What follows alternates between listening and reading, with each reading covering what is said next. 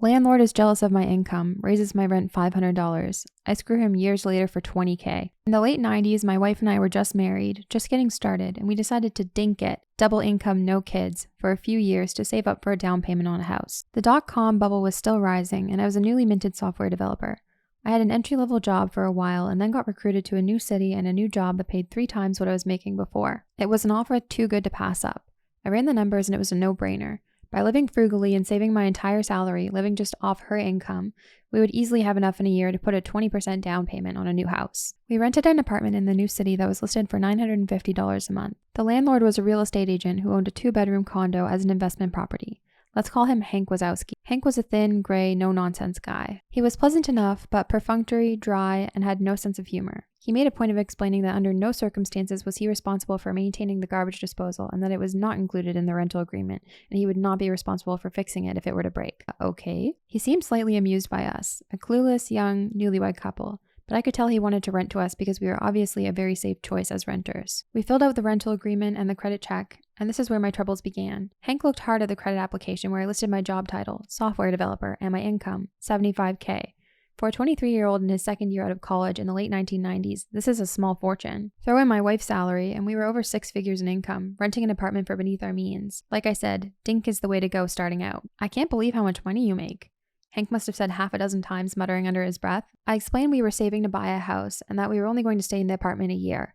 We might stay a few months after the term is over. Would month to month be okay after a year? Hank assured us that that would be fine. We saw Hank only once during the year, and he again mentioned my salary and how he couldn't believe that's what software developers were making. It was awkward, and I gave a vague reply. Anyway, a year later, we had found a house to buy, signed all the papers, and were making plans to move. The new house wasn't going to be ready until 2 months after our rental lease was up, so I called Hank to ask if we could, as discussed, simply extend the lease by 2 months before moving out. Hank assured me on the phone that it would be no problem and he would send over an extension for us to sign. The extension arrived in the mail and it included a month-to-month clause and a $500 increase in the rent. I flipped out and called him. Hank, why are you increasing the rent over 50%? That's too much. That's more than my new mortgage is going to be. He was super condescending to me. It's what the apartment goes for now. I would be losing money by renting it for less. I tried to reason with him, but it was very clear he knew that we could afford the $500, had no choice in the matter, and he was going to screw us over as best as he could. He got angry with me for arguing my point, and I'll never forget his parting words. You don't have to like it, you just have to pay it. My wife and I tried to figure out a way to move out early by putting our furniture in storage for a couple of months and crashing with friends, but it just wasn't going to work out. I swallowed my pride and wrote out the check for $1,450 for the extra month. A month later, I wrote a similar check, and then we moved out. I made sure the apartment was spotless before moving, but still Hank withheld $300 from our security deposit for nonsense things that were just a way for him to squeeze a few more dollars from the kids who made too much money. $100 for cleaning? Sure, but $300 was obscene. In my mind, he had screwed me over for $1,200 and there was nothing I could do about it. What made it even more infuriating is that I saw the ad Hank put in the paper after we moved out and he listed the apartment for rent at only $150 more than we had been paying originally, not the grossly inflated $500 increase, and it didn't rent. A month later, I saw the same ad, and he had lowered the price to $75 more than we had been paying, and I assume it got rented since the ad stopped appearing. Fast forward about 5 years. Life is good, the house is good, we have a baby, and even though the dot-com bubble has burst, I'm still employed. One day, out of the blue, I overhear one of my coworkers, Phil, a senior developer, talking to the guy working at the reception desk. Hey Mike, I'm expecting someone to drop off some paperwork for me. If a Hank Wazowski asks for me, tell him I'll be right out. I freeze and get a taste of bile in my mouth, remembering how I had to write out that name on those checks all those years ago. There's no way it's the same guy, right? I walk over to Phil, who is still by the reception desk. Phil, I say, how do you know that name, Hank Wazowski? Phil explains that Hank is his real estate agent. I bought my condo through him several years ago. I'm selling my condo now so I can buy a house, so I'm going to ask him to be my agent again. Do you know him? I tell Phil that I used to rent an apartment from Hank and describe what he looks like. Phil confirms the description. It's the same guy. Wow, small world, right? And on cue, right then the front door to the office opens, and in walks Hank Wazowski. I stare in disbelief. He's carrying a folder of papers and doesn't recognize me. We shake hands and they talk for a few moments. I stand there silently, wondering what to do. Phil finally says, Hank, this is my friend. I think you may have already met? Yes, hello Hank. Good to see you again. My wife and I were your tenants a few years ago on Blank Street. Remember, the software developer who rented for a year saving to buy a house? Well, this is where I work, here, with Phil. Hank's eyes indicate he now remembers me, and he's starting to put it all together. We shake hands and he says, yes, of course he remembers me, and asks how we're doing. Oh, we're just fine. Thanks for asking. Phil says that you're his real estate agent? Small world, isn't it? Hank nods pleasantly. He still doesn't remember the details of our last conversation. I do some quick math in my head. This is the early to mid-2000s. The real estate market is very strong and easy money for any agent. The crash of 2008 is still a few years in the future. I start to think out loud. Selling the condo for around $150,000 to $200,000, and you're looking at houses in the $500,000 range. So that's $650,000 to $700,000 in total transactions. An agent getting 3% on the sale and the purchase is getting around $20,000 for his trouble. That's a good commission for the agent, isn't it? Hank's eyes flash, and I can tell he remembers everything about me now. Phil is surprised at my passive-aggressive tone.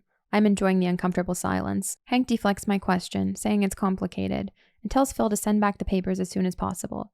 He shakes hands with Phil, looks at me, nods, and goes to leave. It was really good to see you again, Hank, I call behind him. He exits the building. As the door is still shutting, I say a bit too loudly so that Hank can still hear. Phil, don't sign anything just yet. I have a story to tell you. Phil looks at me and says, what the heck was that all about? He looks annoyed and confused at my behavior. I tell Phil the whole story. The rent, the $500 increase, the security deposit. You don't have to like it, you just have to pay it. Everything. Phil, you can't use this guy to sell your condo and buy a house. I hate him. He's evil. I'll help you find another real estate agent. Just use anyone but Hank. So the great thing about Phil is that, well, he's a great guy. He says he's a little surprised at my story and has always known Hank as a straightforward guy. But I totally see him doing that to you, he admits. There's no way I could use him now. What a jerk. Then Phil's eyes light up a bit. What do you want me to say when I fire him? I have special feelings for Phil now. We came up with a plan and I made sure there were some key phrases in Phil's repertoire. We planned it all out together in advance.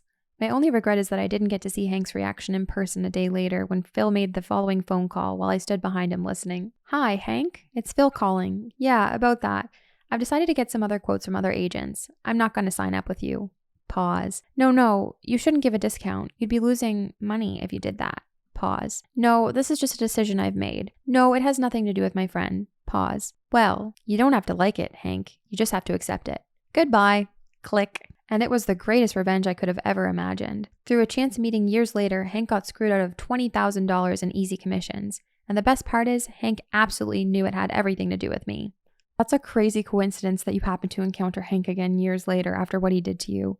It's terrible how he took advantage of you years ago because he knew that you had no other choice and he knew that you had the money to pay for it. Yours and Phil's plan worked out perfectly and you really screwed Hank out of way more money than he made off of you. I hope the extra couple grand that he made off of you is worth losing $20,000 years later. Guy quit his job thinking he became rich. I work for a construction company and we do remodeling on homes.